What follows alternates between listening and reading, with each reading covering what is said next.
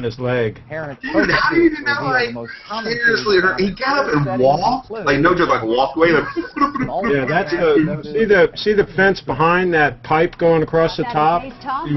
That's that pipe. The fence keeps going, and then he ripped out about 20 feet of the fence to his right. Tens of thousands still sweltering without power. Also, high schools keeping young people clean and sober. And an 8th grader takes on 17 magazine and wins wading pool on for my NBC German Nightly News. Shepherds. So this year I've been keeping it filled with cold water, and they love soaking in it. They love soaking in it? Yeah, they climb in there and they soak in the cold water to stay cool. Wow. Hey, Craig, that's a good idea. I didn't think about that. Craig, where was that motorcycle crash? This was the Barbara Fritchie Classic in Frederick County, Maryland. It's the oldest running dirt track race in the country. It's been going on for like almost 100 years. And it was really dry conditions. They had the water truck going around and trying to keep it wet, but they really couldn't. And so it was pretty dangerous conditions, and they had a couple of crashes. And this guy took out 20 feet of the chain link fence. That's the fence wrapped around his leg there. He just literally went flying, and 5 minutes later he got up and walked away. Wow, I am glad it had a happy ending, because that doesn't look like it would have a happy ending. No, I thought he was a goner. I didn't think there was any way he could survive. The way his body just went every which way. He didn't even break a bone. Wow. So how neat is this? During the broadcast, we are hearing about Craig Shipp's motorcycle accident. We are seeing out the window of Jay Riddle in Atlanta. We're hearing Dan Ryle report a little bit about this Ashland person who went away. We're waving to hi, Mrs. Penn. Can we see Mrs. Penn again? That's Anna. Hi. Hi, Anna. It's nice to meet you. Nice to meet you too. We're chatting with Laurent and friends. Hi, Mike. Just joined us from the UK, and Blair Warner. Blair, what's going on in your world? We haven't heard very much from you. It's kind of boring down here right now. Yesterday, 4th of July, was great. Fireworks all over the place. And but today, I have not heard or seen anything exciting. Wow, that's a good sometimes. thing. Now, Sarah, I got to share one more picture with you. Please do. This young lady came in 3rd place in the race. 2 years ago, she won the race, and he asked her about the crash and the danger and all that, and she basically said, well, I'm just out here to race, and I don't really think about that. And fortunately, they're okay. I mean, talk about tough as nails. These riders are just unbelievable.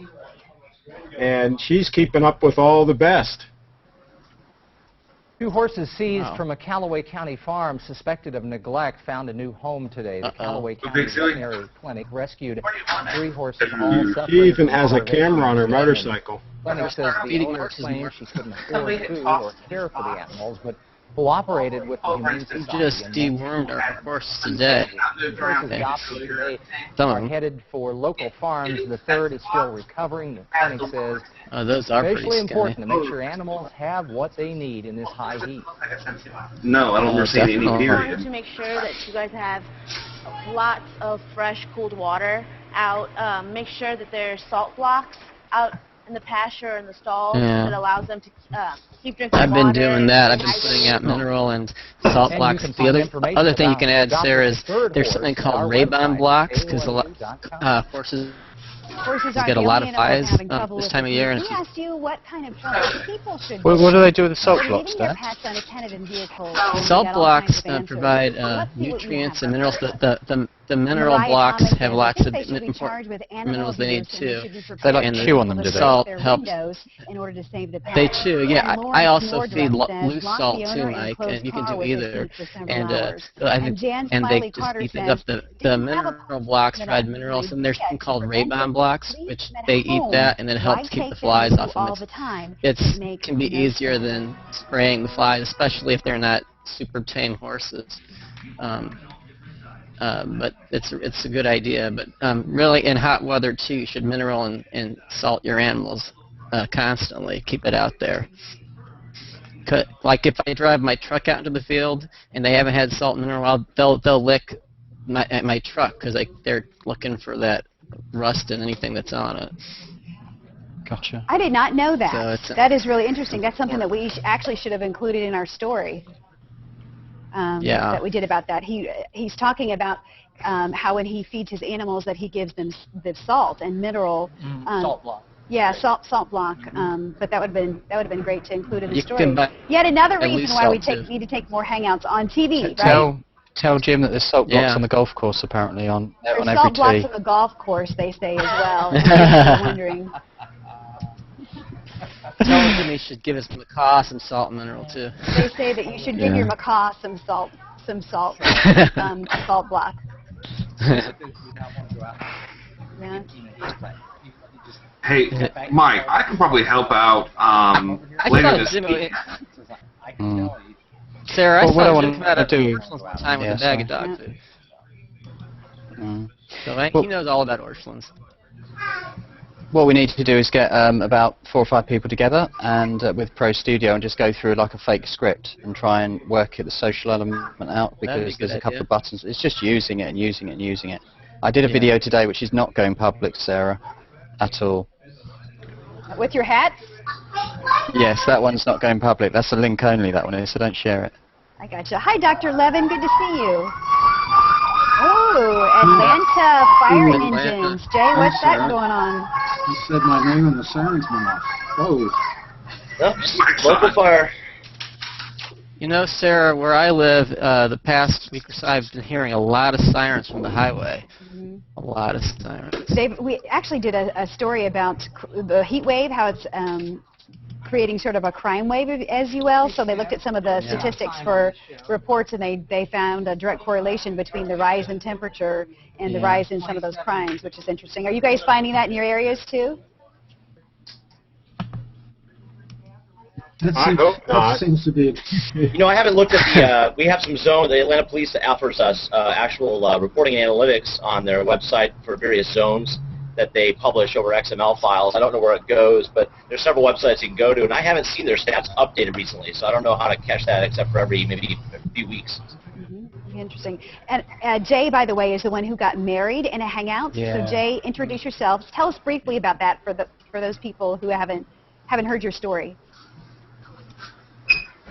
Yeah, so I was my now wife Jenny and I were lucky enough to do a destination wedding up in New York, and we decided to keep it inexpensive relatively. So we went to City Hall and were able to go on hang out on air and broadcast that live over YouTube.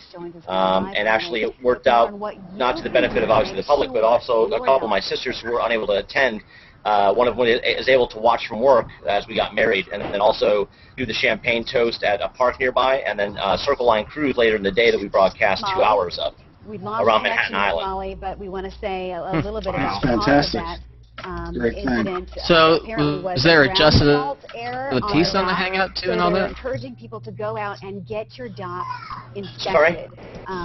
Apparently there I said, so when you got married on the hangout, there was a pastor or someone present on the hangout? Yeah, so the city clerk's office back in 2009 in New York City, they revamped, they had a marketing company come in and actually revamp and market it almost like Vegas. You go in, we went a month beforehand, it was all computerized, touchscreen, got our certificate, stood in line, called our number, paid, and the same thing for the wedding. We got there very early when the doors first opened, and we were like number 3rd or 4th couple to go in one of the 2 rooms that are available, and they had a great justice of the peace that in all of 5 minutes that he spoke, it felt like we were in there for a half an hour, and we were all his, so it was really good.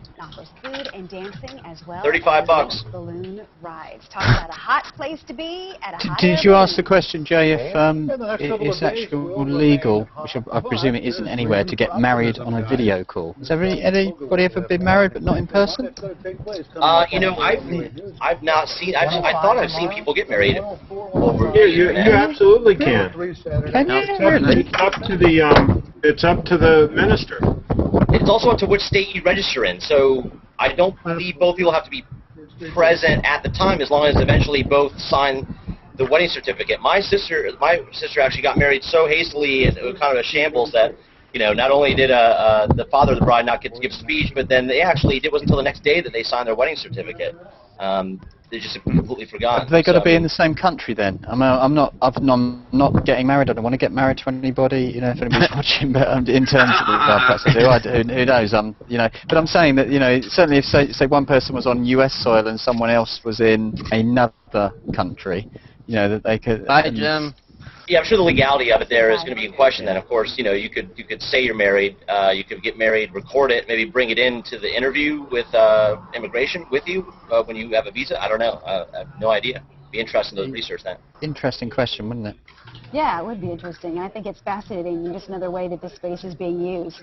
So how cool is that? Does everybody know each other, by the way? If I can have you guys introduce yourself, I just want to make sure that everybody is connected. Craig, if we can start with you real quick. Yep, I'm Craig, and you can see my lower third. That's where you can find out about me. Twitter. Okay. Twitter. Dan? All right. I'm Dan Weil. I'm from Columbia. Grew up in St. Louis, but I live here in Columbia now. It's nice to meet you all. Gary? I am Gary from Riverside, California, and I'll put up my lower third in just a second.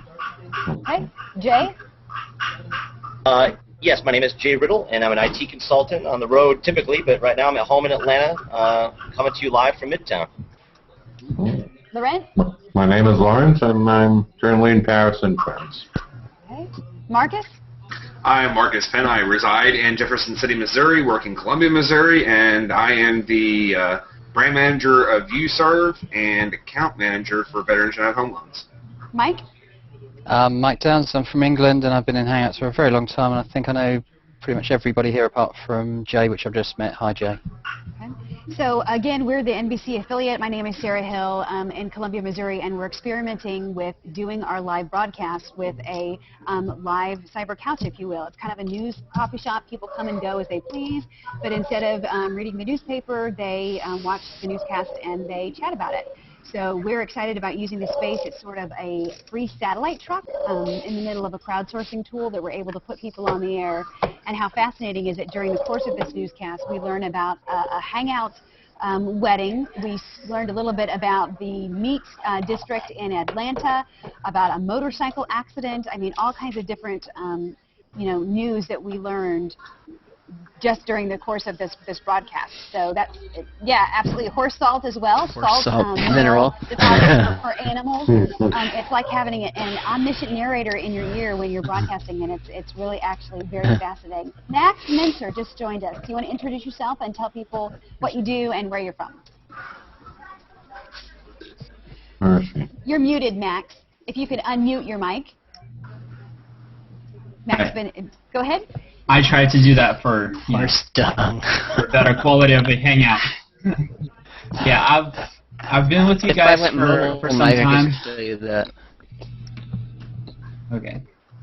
Can you guys hear me? Yeah, we can hear you. Yeah, go ahead, Max. Sorry.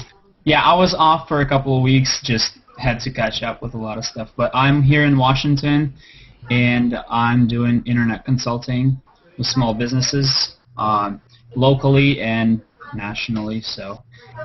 Washington State or Washington, D.C.? Yeah, Washington State. Okay. Seattle area. Okay.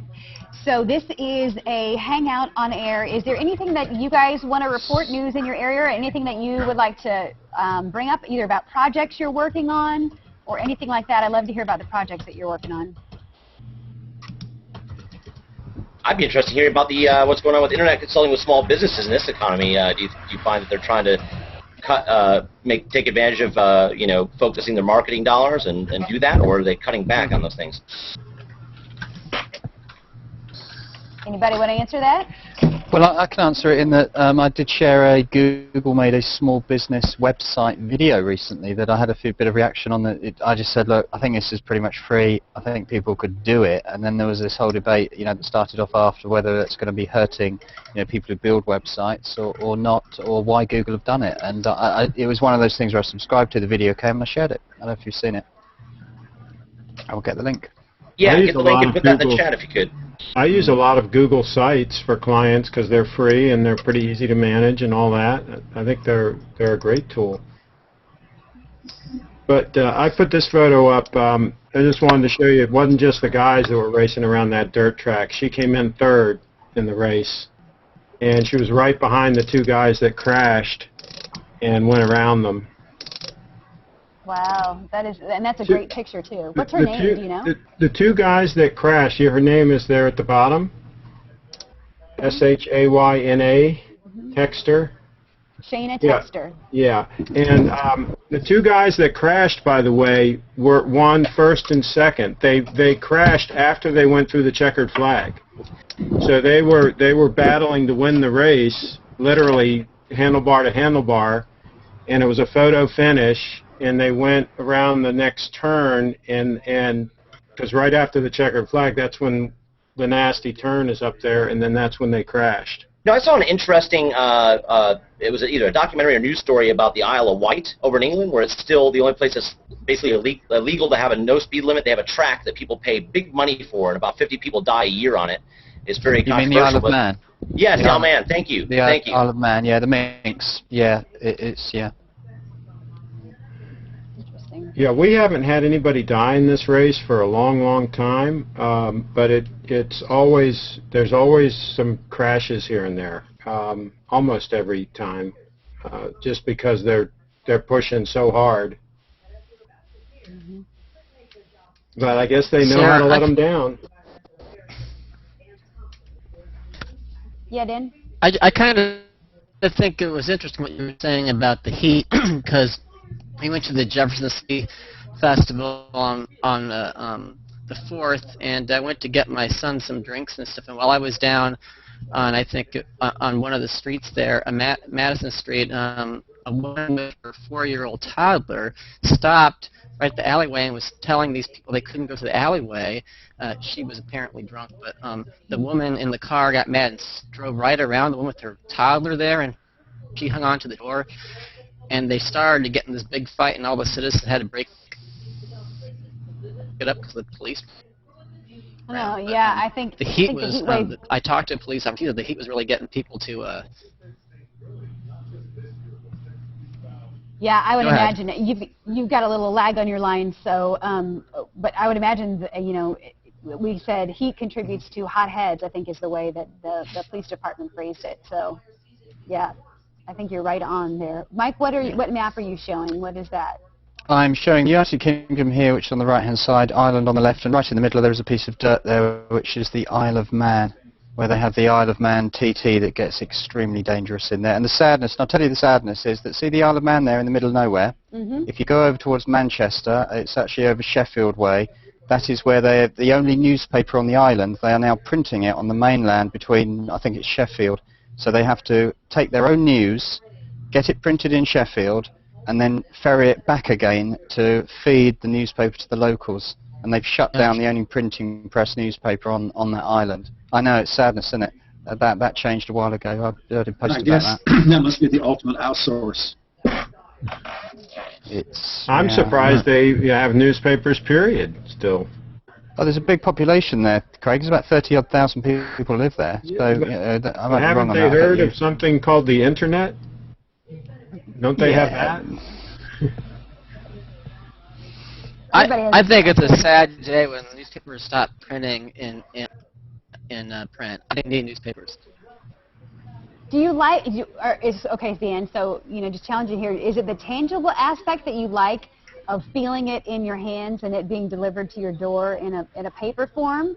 Is that why you like that? Well, I do two things. I do after I left working television, I started reading the paper more.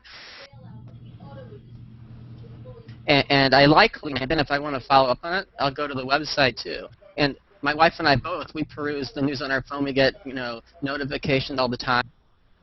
A lot of times I don't watch the newscast, but I just like to get it from everywhere to verify my sources, and I do like to hold it in my hand and thumb through it. Mm-hmm. Yeah, so that's interesting what he said about verify your sources. So do you think sometimes if you get it from a mobile device, do you think it's not verified, or?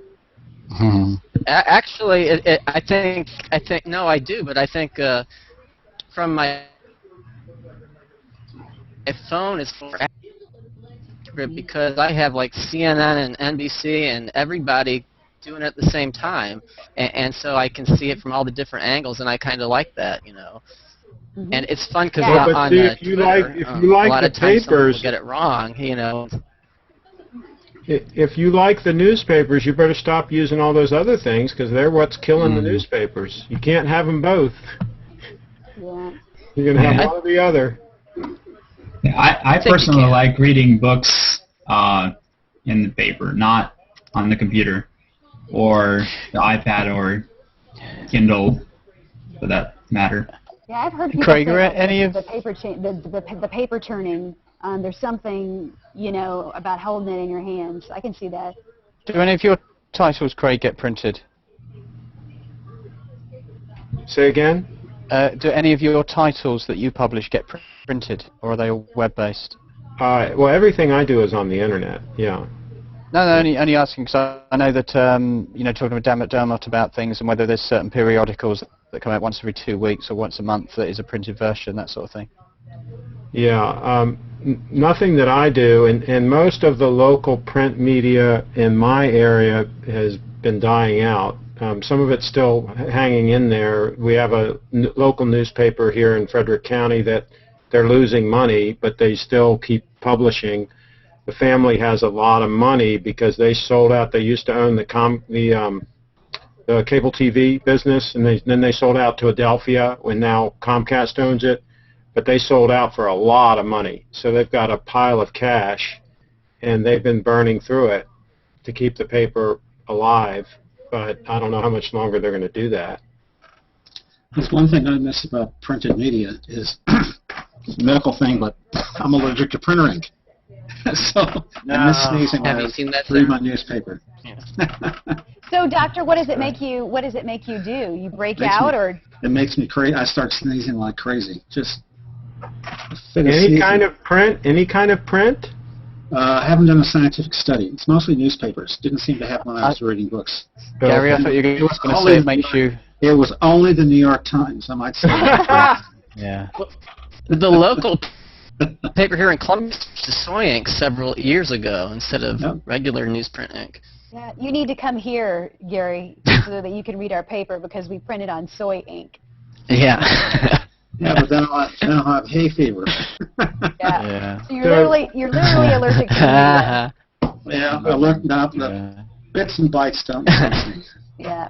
Guys, I am headed back into the newsroom, but don't let me stop the conversation. I'm going to bug out. You guys keep talking. I hope you have a wonderful weekend. I'm actually headed to New York City tomorrow. Right. I'm headed there to see my daughter. She's doing a little dance performance. She's a 14-year-old, so we're Sarah, excited. be sure to get some Luke's Lobster while you're up there.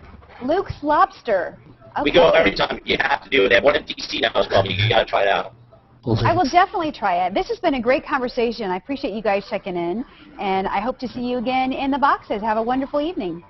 Take care. Sarah. All right. Bye. Bye. Bye. Bye.